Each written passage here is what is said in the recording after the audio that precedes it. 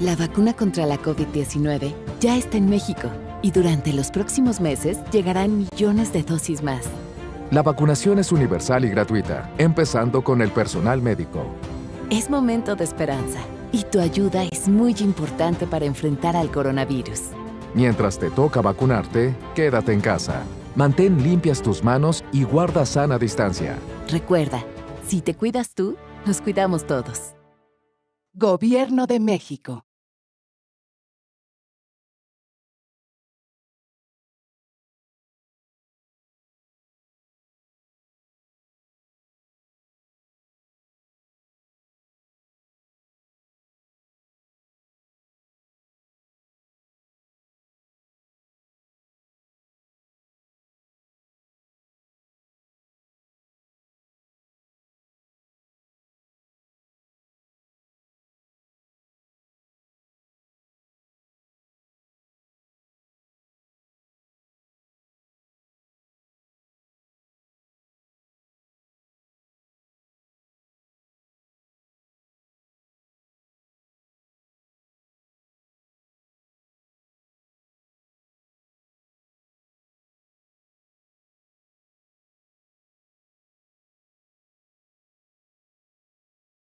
Programas preventivos. Saludo para todas y todos, tanto aquí, muchas gracias por estar aquí, a los medios de comunicación, a los compañeros periodistas, y también un saludo para todas las personas que desde su casa nos ven. Estamos hoy, lunes 28 de diciembre, estamos aquí en Palacio Nacional justo para la conferencia vespertina de todos los días para mostrar el reporte técnico diario del impacto y de los diferentes componentes epidemiológicos y de temas de interés para el impacto de la pandemia, de la epidemia por el virus SARS-CoV-2 y en México, y también de las diferentes estrategias para su respuesta y control. El día de hoy, yo creo que en unos minutos se incorporará el doctor López-Gatell, y por lo pronto voy a iniciar con el reporte técnico. Principalmente tenemos el reporte técnico diario y tenemos también una actualización de cómo nos ha ido en las dos primeras jornadas, o también dos, y con el día de hoy la tercera jornada de vacunación. Tanto el día 24 como el día domingo, y el día de hoy hemos estado aplicando vacunas tanto en Ciudad de México los primeros 2 días, y el día de hoy también se aplicó de manera simultánea en Saltillo y Monterrey. Entonces vamos a dar también esa parte de la actualización, pero por lo pronto me pongo de pie para poder dar el informe técnico al día de hoy. Yo también estuvimos 2 días sin conferencia vespertina, eso ya para los ritmos que tenemos se nos hace raro tener tantos días sin haber estado aquí con ustedes. Como saben, el día de ayer domingo abrimos ya ahora sí la última semana epidemiológica del año, que es la semana 53, y por lo tanto el día de hoy vamos a mostrar en las gráficas el cierre de la semana 51 y su comparación con la semana 50, aunque los datos están actualizados, los últimos datos están actualizados al día de hoy.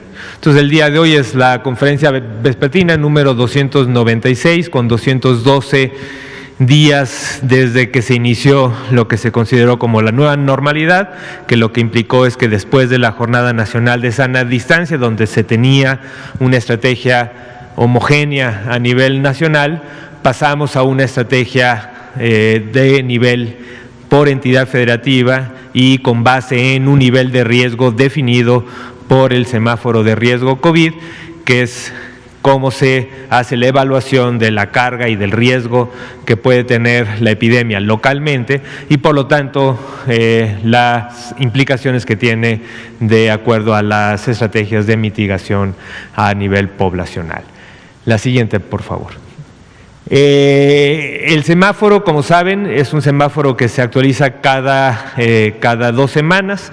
Ese semáforo es el que está vigente desde el 21 de diciembre hasta el 3 de enero, es toda toda esta semana.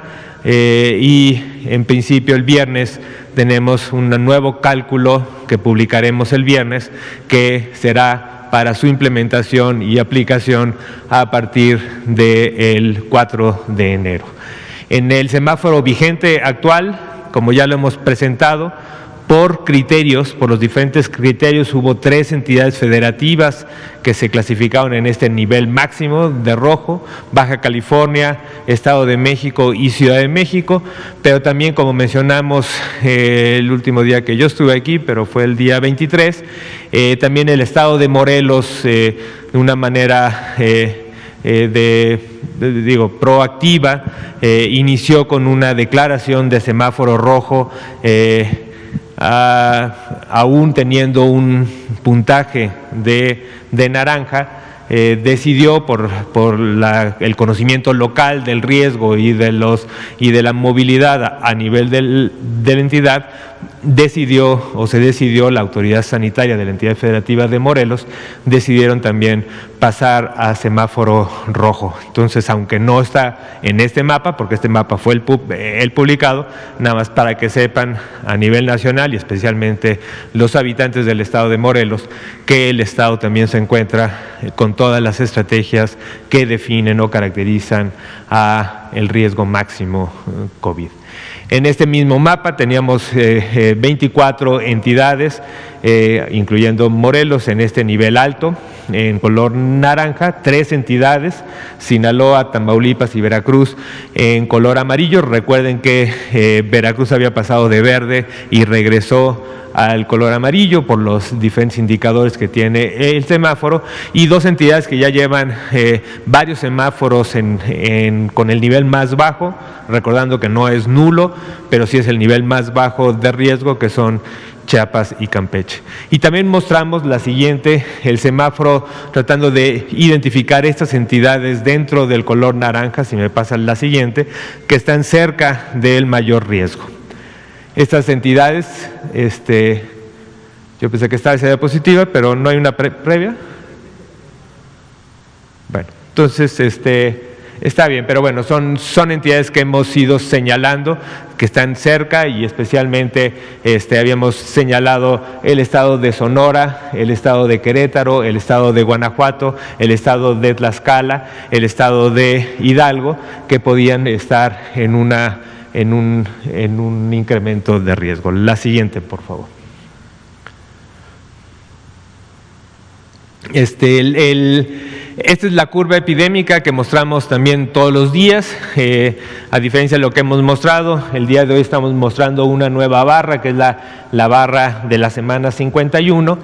Y lo que podemos notar en los números que se muestran en la diapositiva es que actualmente tenemos ya más de 3.5 millones de personas que han ingresado al sistema de vigilancia epidemiológica, es decir, que han presentado un cuadro sintomático, síntomas que sugieren un cuadro sospechoso de COVID, de los cuales a la gran mayoría se le ha tomado muestras, y a los que se les han tomado muestra, 1.7 millones, un poco más de 1.7 millones, han resultado negativos. Eso quiere decir que se les hizo una prueba, tenían un cuadro sintomático, pero no se identificó el virus SARS-CoV-2, por lo que es posible que el cuadro sintomático esté explicado por algún otro agente viral o bacteriano que pudiera estar explicando los síntomas.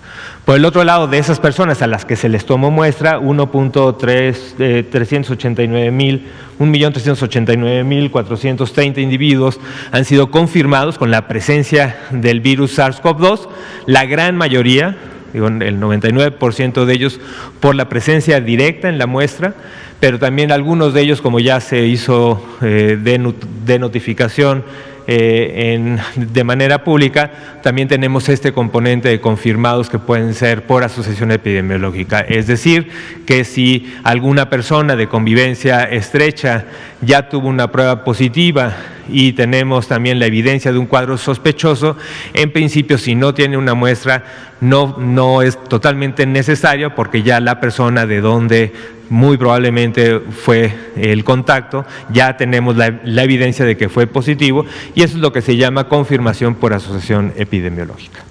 Pero también tenemos un grupo de personas a las que ya sea o no se les tomó muestra o se les tomó muestra pero no se pudieron sacar o obtener los resultados. Tenemos 220.600 sospechosos que sí tenían o tuvieron el cuadro de sintomático, un cuadro sospechoso de COVID, pero que no se les tomó muestra. Y 144.610 que sí se les tomó muestra, tenían el cuadro sospechoso, se les tomó muestra, pero que ya lo catalogamos o lo definimos como aquellos individuos en los que no vamos a poder tener posibilidades de resultados por muchas razones que ya hemos explicado.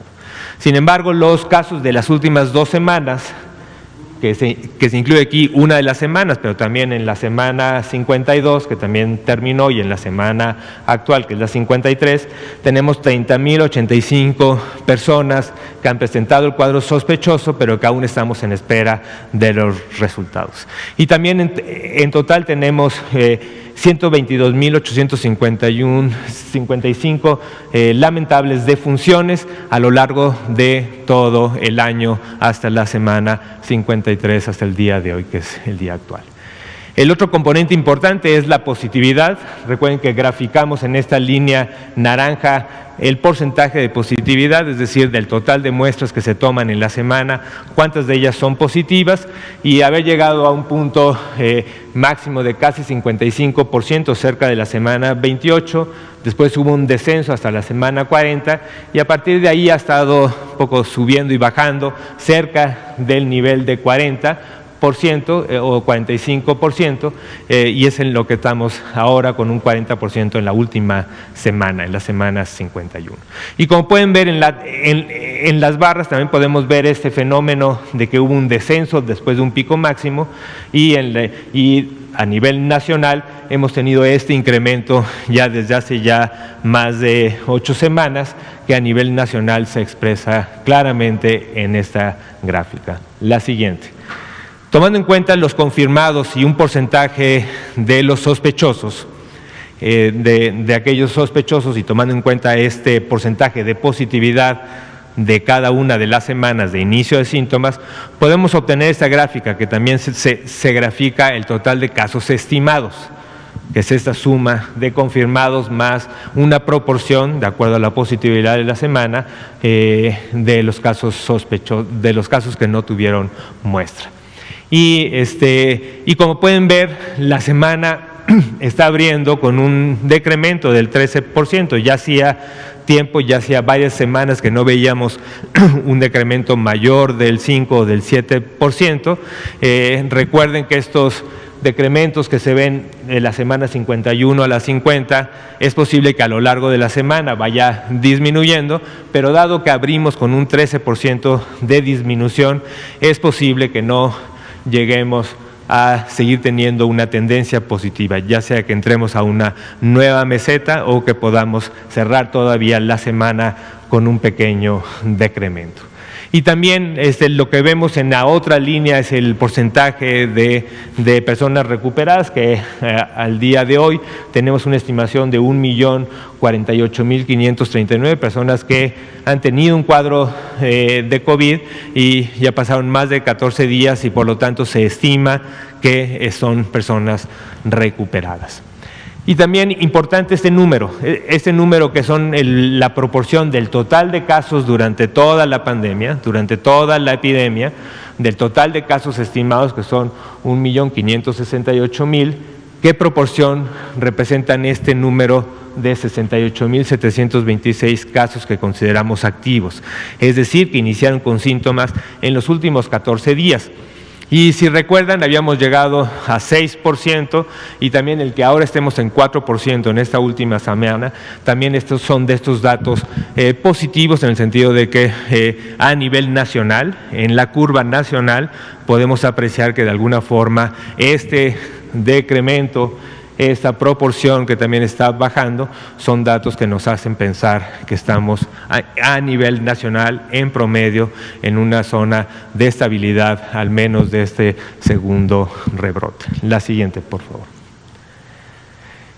Y esa es la curva también, una curva epidemiológica pero de las defunciones, que también en cada una de las barras se grafica cada una de las semanas, y como podemos ver, también importante ver la tendencia, que llegamos a un pico máximo de número de defunciones. Esto es el número de defunciones en la semana 28, que es el pico máximo que tuvimos, desgraciadamente 5.413 defunciones en una semana. Y a partir de la semana 28 tuvimos una disminución importante, monotónica, en varias semanas, hasta la semana 41, y a partir de la semana 41 hemos presentado también a nivel nacional un incremento constante hasta la semana 51. En la última semana de 51, en comparación con las 50, estamos abriendo con un 3% de incremento, que iremos viendo cómo se comporta durante los días de esta semana, una vez que cerremos la estabilidad total de los datos de la semana 51. Y esta es la comparación que hacemos, que es la comparación de esta semana que estamos graficando actualmente, que es la semana 51. A diferencia o en comparación con la semana 28, que fue la semana de mayor número de defunciones, esta semana 51 tenemos el registro de 4.105 defunciones, que aún representa un 24% menos que lo que se obtuvo en la semana máxima de la semana número 28. Bueno, una cosa también importante de esto, además de las defunciones confirmadas, tenemos un grupo de defunciones, en este caso 570, que están sospechosas, que todavía estamos esperando resultados. Tenemos 11.614 defunciones que no se les tomó muestra y 5.202 que sí se les tomó muestra, pero no se obtuvieron resultados. Para el caso de las defunciones, a diferencia de los casos, de los casos vivos o de los que sobrevivieron, tenemos también un tercer componente de confirmación, que es la dictaminación. Acuérdense que hemos hablado de estos comités jurisdiccionales o locales en unidades hospitalarias, estatales y nacional, que bajo diferentes procesos estandarizados se revisa un expediente y se define para aquellos defunciones en los que no tenemos una evidencia virológica de infección si el cuadro es compatible con COVID, y hemos tenido algún avance. Es un proceso lento, pero que ya en algún momento presentaremos una actualización junto con los ejercicios que también se han publicado periódicamente sobre exceso de mortalidad. La siguiente, por favor. Y estas son las gráficas de ocupación hospitalaria. También espero que ya para el día de hoy muchos de ustedes estén familiarizados con esto, pero recuerden, es una gráfica en la que cada una de las barras representa una entidad federativa y están ordenadas de mayor ocupación a menor ocupación, y en la última barra lo que podemos ver es el promedio nacional. A nivel nacional, de un total de 29.826 camas que tenemos registradas en casi 1,000 unidades hospitalarias que día con día nos reportan datos en la red IRAC, que es la red que se estableció para la vigilancia precisamente de la ocupación y disponibilidad hospitalaria. De estas son las camas que se tienen asignadas para hospitalización general, es decir, para pacientes que, estando graves, requieren hospitalización, pero no en un nivel de gravedad que requiera una atención como paciente crítico. Del total de estas camas, tenemos ocupadas 48% al día de hoy y una disponibilidad de 15.442 a nivel nacional. Pero claramente esto es muy heterogéneo de acuerdo a las entidades federativas, y tenemos la primera entidad que tiene un 87% de ocupación hospitalaria en las camas de hospitalización general, es la Ciudad de México, seguida por Estado de México con un 80%, y tenemos 3 estados que están por arriba de 70, pero por abajo de 80, que son Baja California, Hidalgo y Guanajuato. Y después tenemos otros 3 estados que están por arriba de 50, pero abajo de 70, que hemos marcado también como un nivel de precaución: Nuevo León, Sonora y Quintana Roo. Estos estados son los que tienen mayor ocupación, y también para recordarles que esta ocupación, o el porcentaje de ocupación, es un resultado tanto de los pacientes que se van hospitalizando día con día, la estancia hospitalaria, cuántos días permanecen hospitalizados los pacientes, pero también un componente importante es la expansión que se está haciendo de todas las capacidades hospitalarias, que como también hemos venido reportando día con día, especialmente en la ciudad o en el valle de la Ciudad de México, juntando también la zona conurbada del Estado de México, se hace un ejercicio diario de expansión hospitalaria en todas las instituciones para ir incrementando este porcentaje de disponibilidad y evitar la saturación completa de unidades hospitalarias. Sí hay unidades hospitalarias saturadas al 100%, sí, y también están diferentes ejercicios de la Ciudad de México, tanto para la población general, en donde podemos hablar a Locatel, preguntar por las unidades hospitalarias, como en las diferentes páginas, tanto de a nivel federal, pero en la Ciudad de México también tiene un portal muy importante y muy dinámico, en donde pueden ver día con día cuál es la ocupación de cada una de las unidades hospitalarias. La siguiente, para el caso de los pacientes críticos, los pacientes que requieren, en general aquí lo que definimos son pacientes que requieren una intubación y requieren una asistencia con un ventilador mecánico para su ventilación, para lograr una adecuada oxigenación, y también tenemos todas las entidades federativas. A nivel nacional tenemos un 42% de ocupación, de total de un poco más de 10,000 camas que están habilitadas para pacientes críticos, y siempre hacemos el punto y el hincapié de que no solamente es la cama, sino también el equipo médico, el personal de salud, insumos para poder tener este tipo de atenciones de mayor especialización, de mayor capacidad resolutiva en las entidades, en las unidades hospitalarias. Así tenemos Ciudad de México con un 84% de saturación, Estado de México con 75%, Baja California 68%, Nuevo León con 54%, Hidalgo con 50% y el resto de los estados por abajo de un 50% de ocupación. La siguiente, por favor. Y esto, como les comentaba, la forma en donde también medimos la ocupación es de acuerdo a saber cuántos pacientes actualmente están ocupando una cama de hospitalización. Y esto es lo que muestra esta gráfica. Esta gráfica tiene 3 líneas, también es una curva epidémica en el sentido de que va desde el día, en este caso va más o menos desde no totalmente desde enero, pero sí desde marzo más o menos, o abril, mayo, y tenemos una curva que va mostrando cuántas personas están actualmente hospitalizadas, tanto en pacientes con intubación, que es la línea que está por abajo, como en la línea roja es todos los pacientes que están en camas de hospitalización general, y la línea morada es la suma de estos dos componentes. Como pueden observar, una proporción menor son pacientes críticos, la gran mayoría son pacientes que están ocupando camas de hospitalización general, pero que no requieren una intubación, que no requieren el apoyo de un ventilador, y como pueden ver en la tendencia también se ha observado ya desde hace ya 8, 10 semanas a nivel nacional un incremento constante, y hemos llegado ya a los límites que habíamos llegado y los hemos superado, que tanto en un 2% de la ocupación máxima alcanzada, la ocupación el 27 de diciembre ya estamos un 2% de incremento, cuando habíamos llegado a 18,223 pacientes. En este momento, ahora tenemos un 2% más de lo que logramos o lo que se hospitalizaron en el primer brote o en la primera ola de la epidemia. Y de la ocupación mínima alcanzada, también tenemos, ¿cuándo fue el momento mínimo alcanzado? ¿Qué fue esto? Esto fue un 46%, pero esto fue cerca del verano. La siguiente, por favor.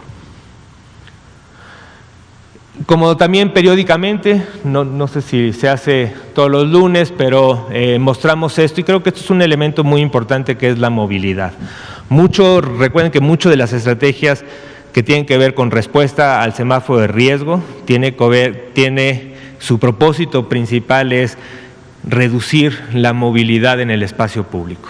¿no? Si parte de las estrategias es cerrar restaurantes, bares, lugares de ocio, pues para que la gente no salga. Si solamente se mantienen abiertos aquellas actividades esenciales, como puede ser claramente alimentación, pues las personas la única necesidad o posibilidad que tienen de salir es a este tipo de actividades esenciales. Entonces, conforme más se cierre las diferentes actividades, lo que se busca es disminuir la movilidad de las personas en el espacio público, y esto lo podemos medir con diferentes estrategias. Esta es una estrategia en la que se ha combinado diferentes plataformas, tanto de Twitter, de Facebook y de Google, para ver qué tanto se disminuye la movilidad.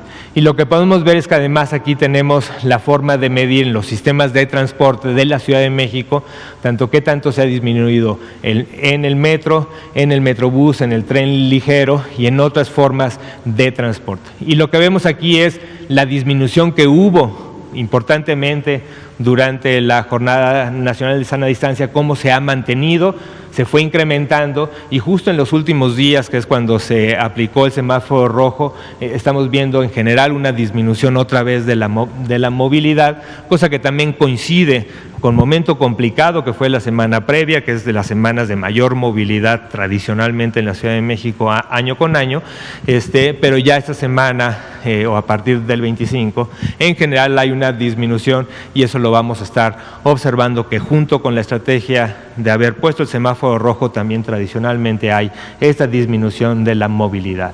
El tren ligero se ha mantenido prácticamente con una disminución importante de la movilidad y prácticamente constante.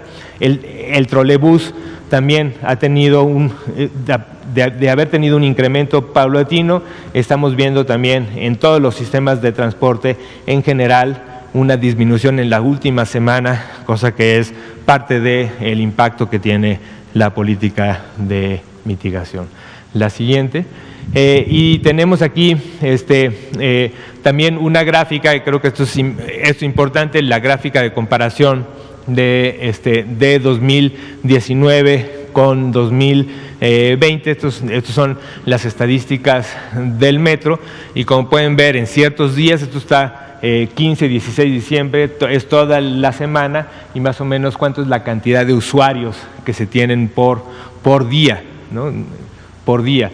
Y lo que podemos ver es que pasamos más o menos de un esperado en el 2019, de que el día de Nochebuena una cantidad de 3 millones de usuarios en ese día, en este año, en este día de Nochebuena, se logró tener una reducción del 19 al 20 de 40%, pero aún así pues hubo cerca de un poquito menos de 2 millones de usuarios en el metro, y el día de Navidad, que normalmente es un día de poca movilidad, también se logró un 54% de reducción, y esto es en promedio un 50% de reducción en esta semana de lo que se ha tenido el 2019 con respecto al 2020. La siguiente.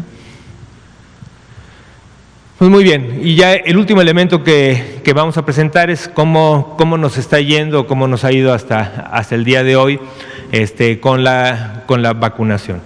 Al día de hoy, 28 de diciembre, este es el corte que hicimos justo en preparación de la conferencia vespertina. Se han aplicado un total de 9.579 dosis.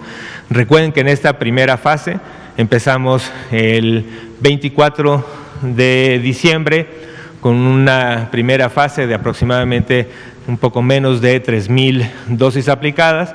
El segundo día, con un segundo envío que se recibió el sábado. El domingo se tuvo también una jornada intensa también en la Ciudad de México, y el día de hoy se amplió el número de sitios de aplicación de vacunación creo que son 6 o 7 sitios, creo que viene después en la Ciudad de México, y además incorporaron sitios de aplicación de vacuna tanto en Saltillo como en Monterrey. Aquí vemos una de las fotografías con el secretario de Salud de Coahuila, el doctor Bernal, que está mostrando el inicio de la aplicación de la jornada de vacunación en esa entidad federativa.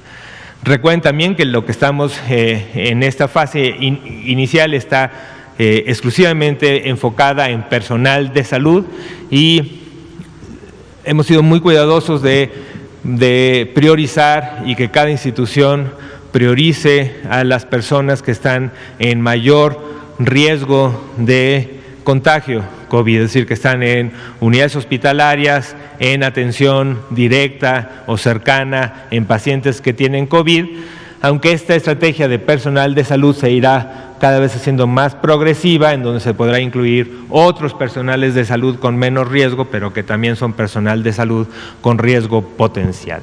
Y también el otro punto a recordar es que actualmente la única vacuna que se está aplicando en México, la única que está aprobada en México y con quien tenemos un contrato de proveeduría progresiva es con Pfizer, es la vacuna de Pfizer. Recuerden que es una vacuna de esta plataforma molecular novedosa que es ARN, que es el ácido ribonucleico mensajero, y por lo tanto la estabilidad y la cadena de frío es un componente muy importante para mantenerla a menos de 70 grados justo unas horas antes de iniciar su aplicación. Pero bueno, en todas estas jornadas, en esta fase que le llamamos también una fase de calibración, de probar ya en la operación los diferentes operativos donde pudiera haber cuellos de botella en cada uno de los sitios, en esa fase ya llevamos un total de casi 10,000 personas o personal de salud vacunado. La siguiente. Y esto es parte de la estrategia. Como saben, hemos insistido en la necesidad de comunicarlo tanto en los medios de comunicación como en la población general.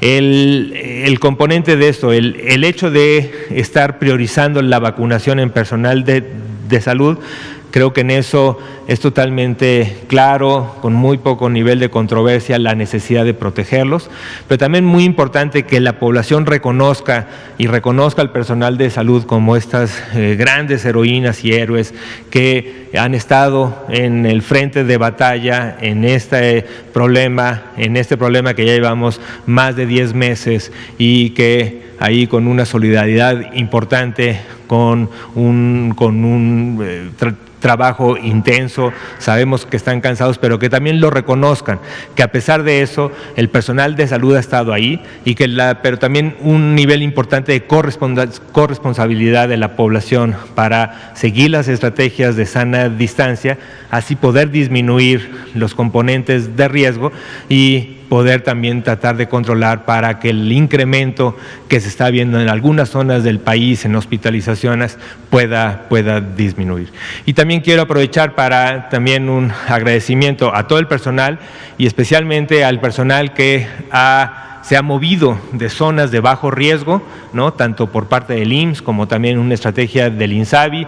El ICE también está buscando la posibilidad de traer personas que están en estas entidades federativas de poca carga hospitalaria para que apoyen a la zona de la Ciudad de México. También hemos tenido apoyo en la zona de Tijuana y Mexicali, cosa para incrementar la capacidad, porque no solamente era ir abriendo camas, sino también tener personal capacitado, especializado, que pueda dar respuesta a la atención del paciente que lo necesite. Creo que esa es la última. ¿Hay otra? Y bueno, y por eso la necesidad de la corresponsabilidad por parte de toda la población y mucho más en esta época en donde estamos iniciando ya la vacunación. Todavía es un camino largo, es una cosa que va a estar progresiva y como ya lo hemos platicado un poco también de poblaciones altamente prioritarias como pueden ser personal de salud y después de otros niveles de priorización, especialmente con el nivel principal de priorización que será edad, pero esto no quiere decir que vamos a disminuir nuestra necesidad de seguir con las estrategias de mitigación. Este componente de disminuir lo más que se pueda el contacto con personas, el tratar de tener una sana distancia, más de 2 metros con la persona y estar siempre vigilando. Eso es muy importante si van a salir hacer lo posible por no salir de casa, cada vez que salen de casa cuestionarse si realmente es esencial, también es un componente muy importante, especialmente en esta época. Ya pasamos las grandes festividades, pero siguen otras festividades ahora también en fin de año, entonces seguir llamando a la población de tratar y evitar lo más posible reuniones, aunque sean reuniones familiares, si bien de varios núcleos familiares, la posibilidad de tener transmisión en estas reuniones es muy alta y eso puede acelerar otra vez el ritmo de transmisión y por lo tanto que se traduzca en mayores hospitalizaciones y desgraciadamente también en mayor mortalidad. Entonces por eso seguir cuidando sana distancia, el lavado de manos, el uso de cubrebocas, especialmente en aquellos lugares cerrados donde por un lado o no es posible mantener la sana distancia o no están adecuadamente ventilados. Recordar que también la ventilación es un componente fundamental, que permite que las partículas virales no se mantengan en un solo sitio y que el riesgo de contagio disminuye muchísimo conforme ventilamos, y además el estornudo de etiqueta que también es una de las estrategias. Creo que ahora sí, esta es la última. Entonces, pues vamos a pasar a, posiblemente el doctor se incorpore y si no, pues yo atiendo las preguntas que pueda responder. Adelante, a ver, aquí enfrente, después usted y después usted al final. Blanca Valadez, reportera de Grupo Milenio. Cuando habla de que hay un 2% más de saturación hospitalaria, estamos en 18.603. ¿Estos datos son actualizados, es decir, del día de hoy, o estamos hablando de las semanas epidemiológicas pasadas? ¿Y esto qué significa para los estados, por ejemplo, Ciudad de México, Estado de México, Baja California? Esto significa que mucha gente se está quedando en listas de espera. Hay listas de espera, se están quedando, porque bueno, nosotros hemos hecho recorridos, hemos visto que no los atienden y los están enviando de un hospital a otro, siendo o no derechohabientes, y mucha gente se está muriendo en el camino o se está. Entonces, me gustaría que nos hablara de esta situación en concreto, de lo que está pasando. También, si ya van más de o cerca de 10,000 personas vacunadas y se informó que hay 42,000 dosis que ya llegaron, ¿dónde están estas dosis? Considerando que no tenemos o ya compraron ultracongeladores, ¿quién está resguardando y cuándo se dice que tienen previsto terminar para el día de enero con los trabajadores de salud? Entonces, el resto de las vacunas, ¿cuándo llegarán para vacunar? Si nos recuerda cuántas personas de trabajadores de la salud. Y también sobre esta variante que se está hablando, que es más fuerte epidemiológicamente hablando de contagio, pues ya Corea del Sur está apresurándose a vacunar. Algunas entidades cerraron fronteras con el Reino Unido. Canadá anunció que también ya tiene casos. Específicamente en México, ¿ustedes están haciendo un rastreo? ¿Cómo están identificando si no ingresó ya esta cepa preocupante para algunos países? ¿Cómo están haciendo este rastreo? Porque México no cerró fronteras con ningún país. Por favor, por las respuestas, gracias. A ver, son varias preguntas, pero voy a tratar de, creo que las recuerdo todas. A ver, la primera, solamente para confirmar, sí, cuando hablo de este 2%, estamos comparando con la hospitalización máxima que se tuvo, con la hospitalización de la última semana. Esto es de la semana con respecto, esto de hospitalización es justo, y aquí déjame nada más corroborar porque esto estuvo en la presentación, tenemos un 2% al 27 de diciembre. Recuerden que la ocupación hospitalaria la medimos con la red IRAC, entonces eso sí no necesitamos esperar muchas semanas, estos son las semanas día con día, entonces esto es día con día y aunque hay algo de variabilidad, por eso cada día podemos presentar porcentajes ligeramente distintos, ¿no? Entonces, cuando hablamos de 18,000 pacientes, 18,603 pacientes que están actualmente hospitalizados, estos al día de ayer, el 27 de diciembre, eso es el total de pacientes que se encontraban hospitalizados ocupando alguna cama, ya sea de hospitalización general o para paciente crítico a nivel nacional, ¿no?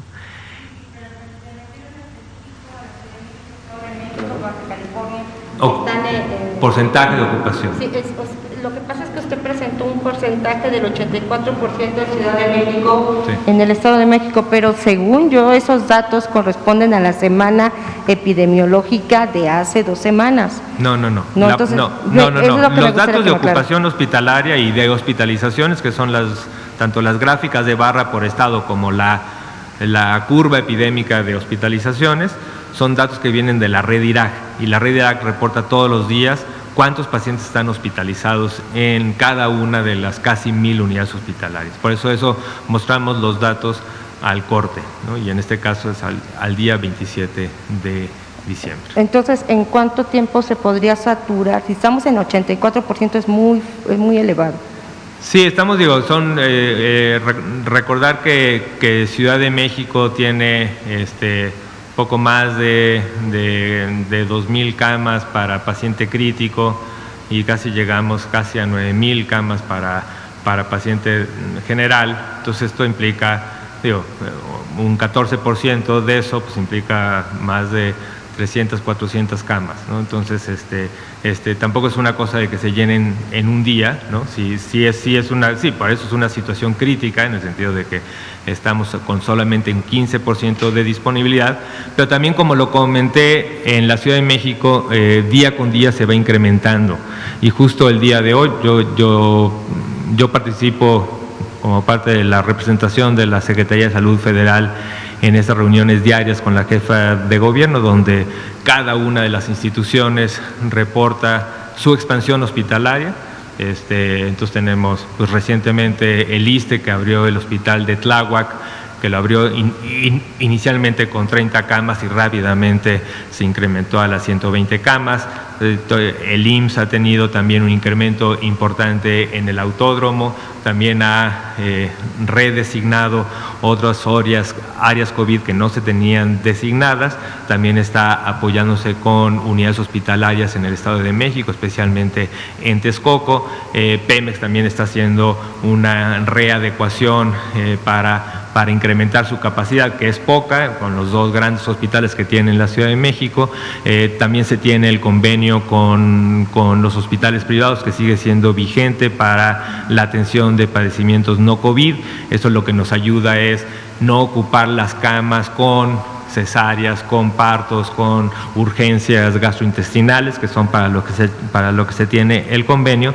Entonces, por eso es muy dinámico. Todos los días hay más camas, pero bueno, también hay más hospitalizaciones. Por eso nos hemos mantenido en ese porcentaje de 15, 16% de disponibilidad, y esperemos que la estrategia de haber disminuido la movilidad se vea reflejada tal vez en una semana más, con al menos una estabilización del incremento diario que tenemos de hospitalización. Un detalle, se está quedando gente sin atender, independientemente de que haya cama, y que estén muriendo tal vez en sus casas o en el transcurso, y se lo digo por esto. Hubo un estudio que se publicó en Estados Unidos, creo que la Johns Hopkins, que decía que en México en realidad lo que se requerían son 10,000 camas. O sea, no la expansión que se está teniendo actualmente, sino 10,000. Por eso le pregunto eso. Sí, no, conozco esa estimación y sí tenemos, y tenemos ahora también hemos estado, porque la estimación esta que se hizo, recuerden que cada estimación pues depende un poco del modelo que estemos estimando para la progresión o el incremento, ¿no? Pero también a veces muchos de estos modelos se hacen con datos desactualizados, ¿no? Porque una cosa es lo que se ve en el día con día, con las expansiones y la dinámica específica de cada día, con el reporte de cada día, y otro es con la estabilidad que se tienen en los datos de actualización periódica, datos abiertos. Entonces, estos modelos de tratar de estimar qué es lo que va a pasar en los próximos días o en las próximas 2 semanas, es una cosa que también hay un equipo trabajando en esta cosa que se llama, no es una predicción a semanas, sino predicción inmediata de qué es lo que puede estar pasando en los próximos días.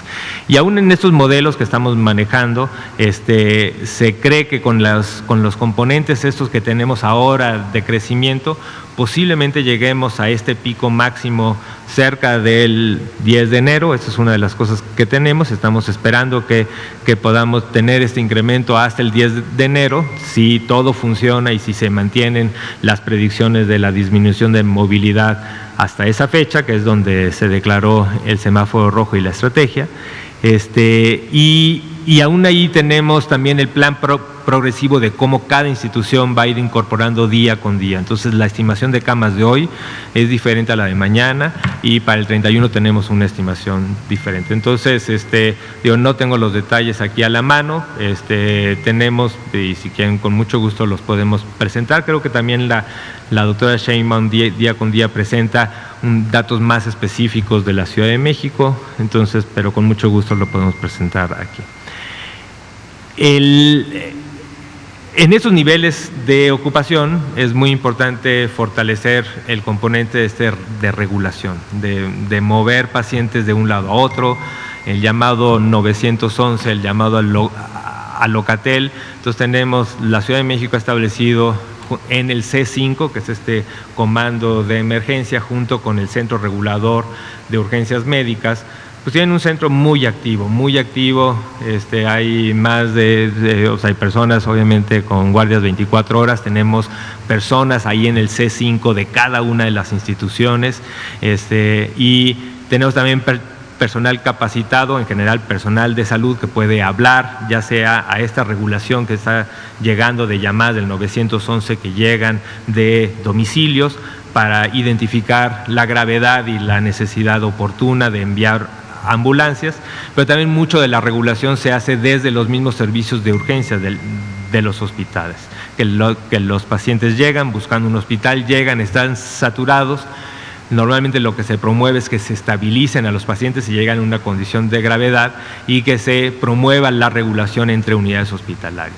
Entonces sí, tenemos pues más de 250, 300 de despachos, es decir, de atenciones que ya van por el C5 diarias, o sea, de llamadas que se atienden, ¿no? Pero eso que implica alrededor de unos 70, 80 traslados, y eso es complicado, ¿no? Entonces, ahora, ¿qué implica?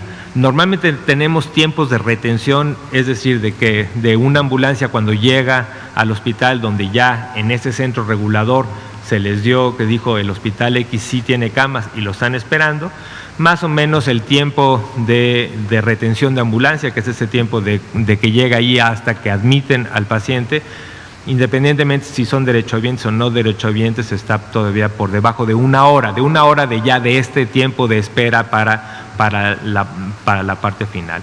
Hay más tiempo también pues, de búsqueda de la disponibilidad. Entonces, 15% de disponibilidad, pues puede ser que el día de hoy sea Sedena quien más camas tenga, pero el día de mañana puede ser que el IMSS tenga más camas, o puede ser que después tenga Pemex algunas camas. Entonces, muy dinámico, a veces día con día, se hacen fechas, o sea, se hacen cortes diario y 3 o 4 veces al día para identificar dónde están estas camas disponibles. Entonces, sí es un trabajo de mucha coordinación. Aquí también pues mi agradecimiento a toda la gente que trabaja tanto directamente en el C5 como de apoyo, porque creo que están haciendo un trabajo fenomenal.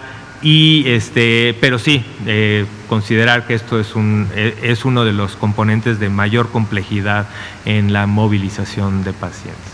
Digo, ¿cuántos pacientes y cómo se lleva la estadística de cuántos pacientes en esta espera?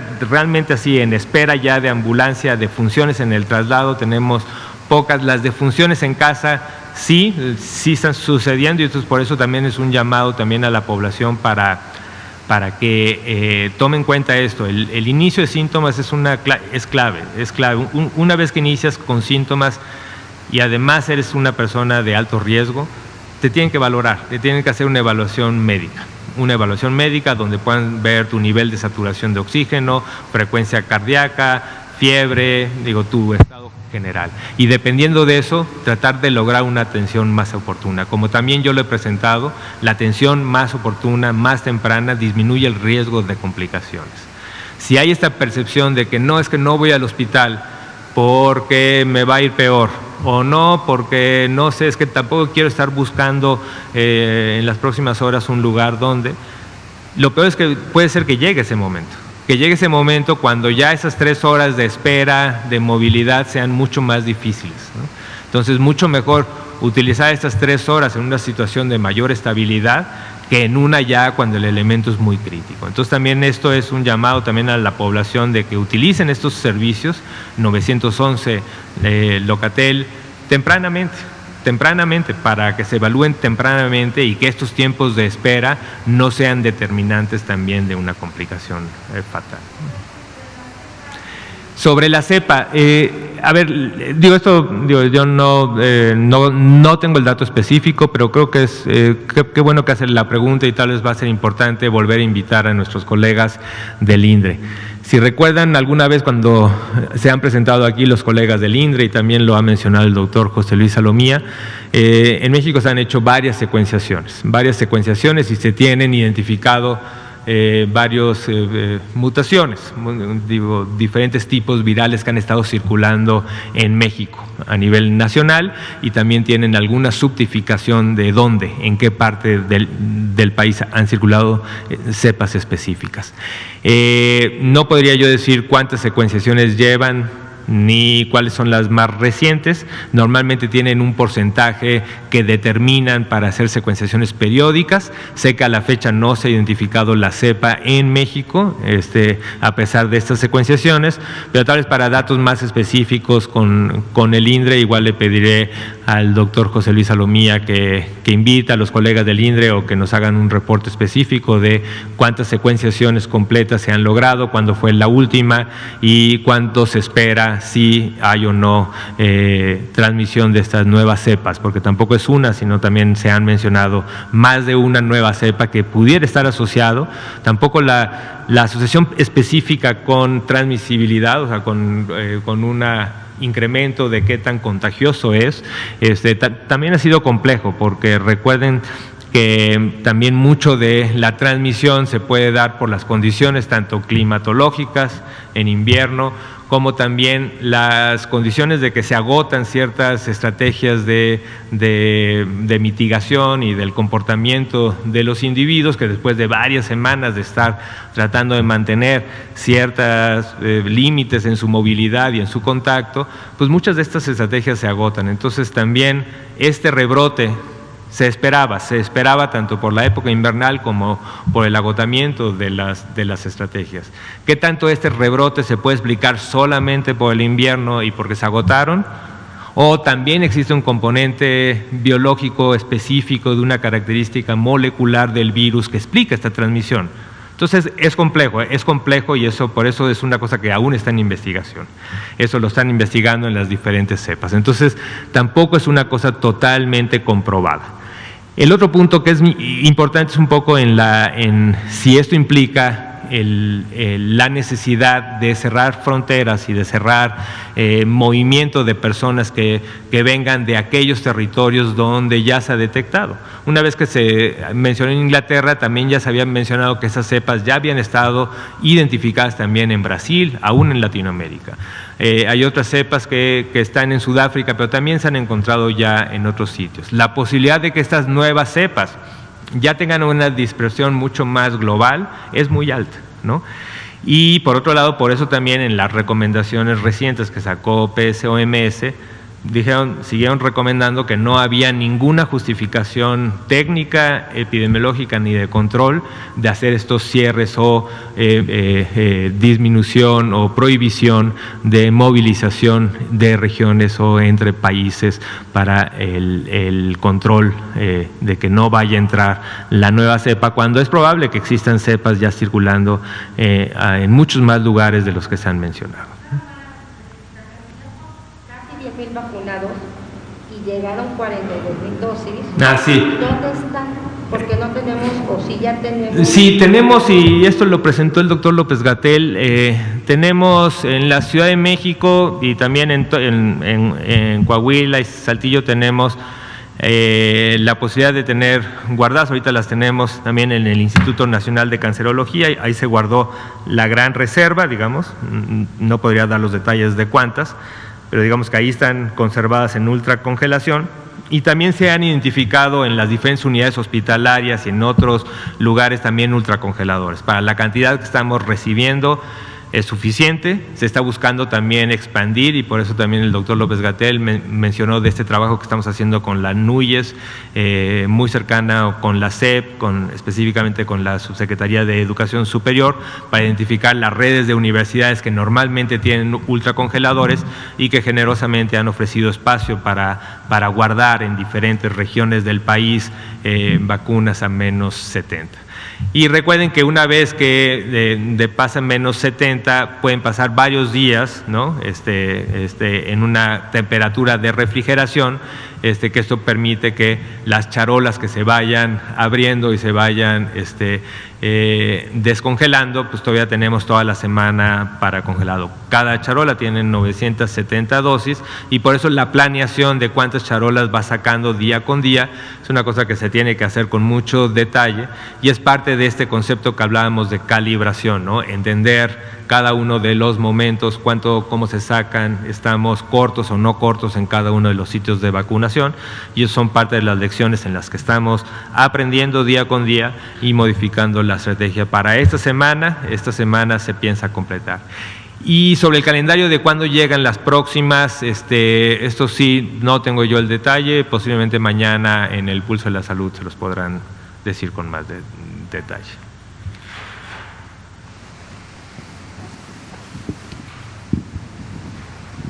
Gracias, muy buenas noches. Paola Betancourt de Canal 6. Doctor, quisiera preguntarle respecto al personal médico que fue confinado por tener alguna comorbilidad, si será incluido a esta campaña de vacunación que ya arrancó con el personal médico justamente, o qué planes se tiene con ellos, con este personal que tiene alguna comorbilidad y que fue confinado, para que justamente después de que sean vacunados quizás pudieran sumarse nuevamente pues a apoyar al personal médico que en estos momentos está activo. Y bueno, esa sería mi primera pregunta. Sí, no, gracias por preguntar. Es justo parte de la estrategia que estamos discutiendo día con día a nivel sectorial. Tenemos un censo que es bastante dinámico y va cambiando, de tratar de identificar a las personas que están de mayor contacto, ¿no? Digo, esto nos ayudó mucho haber iniciado con esta condecoración Miguel Hidalgo, que pudimos identificar cuando fue la condecoración, identificar un primer universo de priorización, pero claramente pues, solamente eran médicos y enfermeras. Se expandió a más de 11 categorías de personal de salud, en camilleros, gente de limpieza, químicas en los laboratorios. Digo, hay un amplio espectro de personal de salud que se está incluyendo. Y cada institución nos está dando los censos de tanto a nivel institucional como por unidad hospitalaria.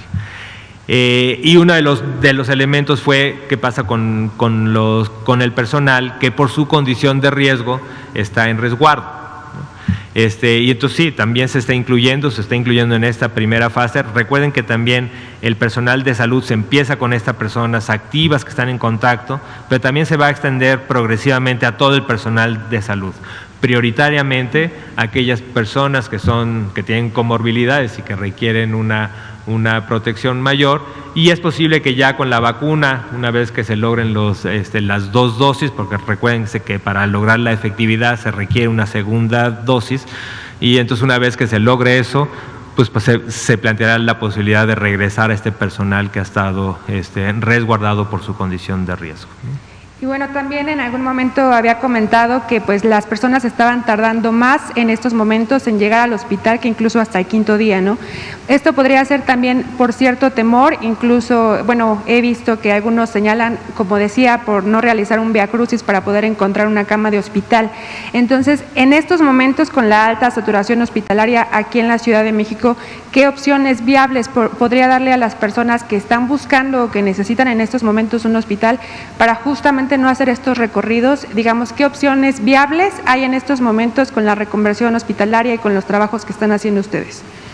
Sí, muchas gracias por la pregunta, porque esto nos permite ser más puntuales. Cuando hablamos de la estrategia también de la atención primaria de la salud y hablamos de la estrategia que tenía la Ciudad de México de la visita casa por casa, y no sé si a muchas personas porque han tenido una cobertura muy amplia. Seguramente les ha tocado el hecho de que lleguen a la casa a preguntar si hay gente de riesgo, si han tenido cuadros sospechosos de COVID. Y con esto han identificado a estas personas, y en esa parte de la promoción puede ser uno que le estén dando un teléfono de contacto del centro de salud más cercano. Pero si no tienen el centro de salud o la unidad más cercana, ¿no?, de atención primaria, lo más fácil y tal vez el mensaje más directo es tengan el contacto directo con 911, con Locatel, y ahí les van a dar toda la orientación que permitan, por un lado, identificar las unidades que tienen mayor capacidad, dónde se pueden hacer una prueba, dónde se pueden hacer una evaluación médica para identificar el estado de gravedad, y eso es muy importante.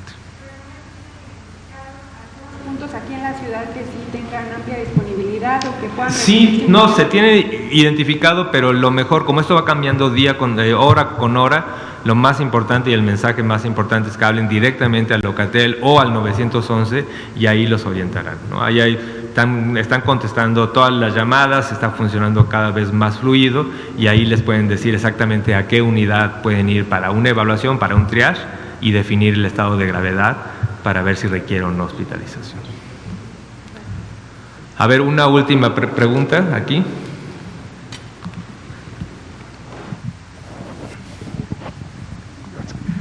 Buenas noches, doctor. Carlos Avaroa, del 1+1.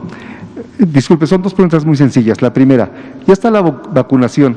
En el caso de aquellas personas que ya hayan tenido la infección de COVID-19, ¿es recomendable vacunarlos? ¿Y qué resultados tendría? ¿Tendría alguna consecuencia? Y la segunda, hoy hubo un apagón a mediodía. ¿En qué afectó en los hospitales donde hay personal, bueno, hay pacientes conectados a un ventilador? ¿Hubo alguna afectación? A ver, de la primera pregunta rápidamente, las personas que hayan presentado algún cuadro, todavía los estamos invitando a vacunarse. Digo, eso, no en el momento de la infección, pero como no sabemos y todavía ha sido muy incierto el componente de qué tanto dura la inmunidad natural por estos eventos de infección, lo que sí se ha identificado es que sigue siendo segura la vacunación aún en estas situaciones y por eso están incluidos en la invitación para la vacunación universal. Y el segundo punto, sí, me enteré del apagón. Normalmente los hospitales, especialmente los hospitales que además requieren mucha capacidad para la ventilación mecánica, pues todos cuentan con planta y al reporte de hoy no me he enterado de ningún problema específico que haya sucedido en alguna unidad hospitalaria, ni tampoco en la transferencia de datos y cosas que también sé que hubo problemas de redes importantes, pero hasta la fecha no hemos identificado un reporte específico. Bueno, pues muchísimas gracias y disculpen por haberme extendido un par de minutos. Pues estaremos pendientes y mañana recuerden que es el pulso de la salud. Mañana seguramente tenemos una evaluación en la mañana durante la conferencia mañanera del presidente y después la oportunidad para seguir hablando de los avances de la vacunación en la conferencia vespertina. Muchas gracias. Hasta luego.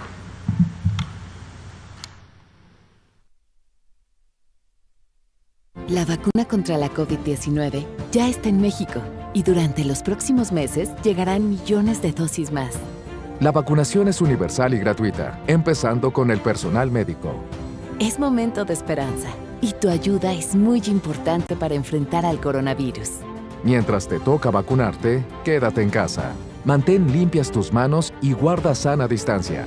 Recuerda, si te cuidas tú, nos cuidamos todos.